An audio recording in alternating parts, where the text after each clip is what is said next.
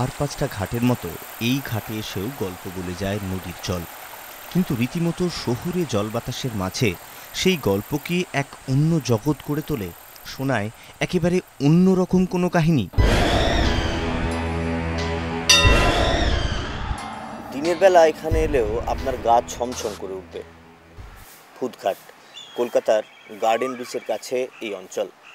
রাত্রির বেলায় এখানে নাকি কী সব যেন হয়।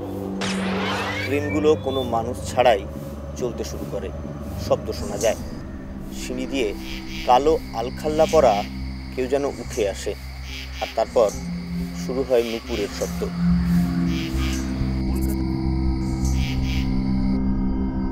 কলকাতা বন্দরের এমন সব অদ্ভুত ঘটনার ব্যাখ্যা কি? না, নিশ্চিত করে কেউ তা বলতে পারেন না। তবে বেশ কয়েকটি গল্প এখানে চালু আছে।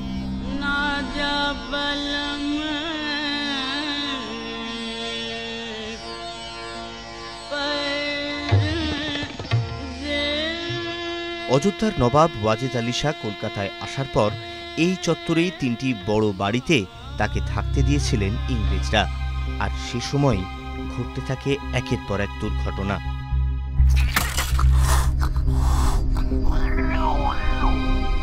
সেটা ১৮৮৩। পুড়িয়ে মারা হলো নবাবের হারেমের রক্ষিতা মুনসারিম ওয়ালি কাহারকে।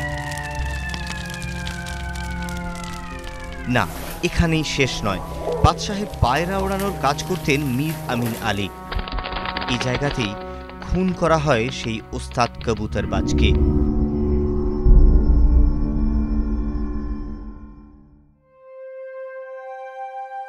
আরও পরে চক্রান্তের শিকার হন নবাবের পুত্র মির্জা বিরজিস কদর। খাবারে বিষ মিশিয়ে তাকে হত্যা করা হলো। অনেকে বলেন অতৃপ্ত সেই আত্মার উপস্থিতি ভূতঘাটের আনাচে কানাচে আজও মেলে।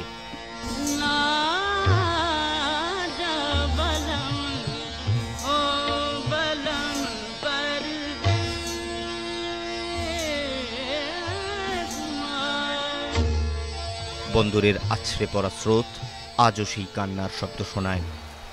এসব জনশ্রুতি থেকে এলাকার নামই হয়ে গিয়েছে ভূতঘাট। গড়ে উঠেছে ভূতঘাটের মন্দির।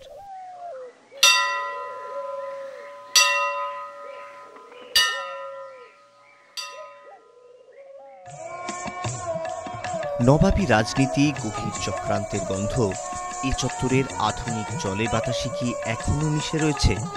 সেই অতীত কি আজও দেখা করে যায় বর্তমানের সঙ্গে? জানা নেই। ভূতঘাট কিন্তু আজও রয়ে গিয়েছে।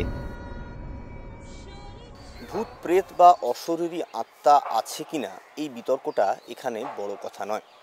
এখানে প্রধান গুরুত্বপূর্ণ বিষয় হলো এই কলকাতা শহরে এমন একটা জায়গা রয়ে গিয়েছে, এমন একটা স্থানিক ইতিহাস তৈরি হয়ে গিয়েছে এই জায়গাটাকে ঘিরে, যে জায়গাটার নাম ভূতঘাট। সেটাই এখানে সবচেয়ে গুরুত্বপূর্ণ।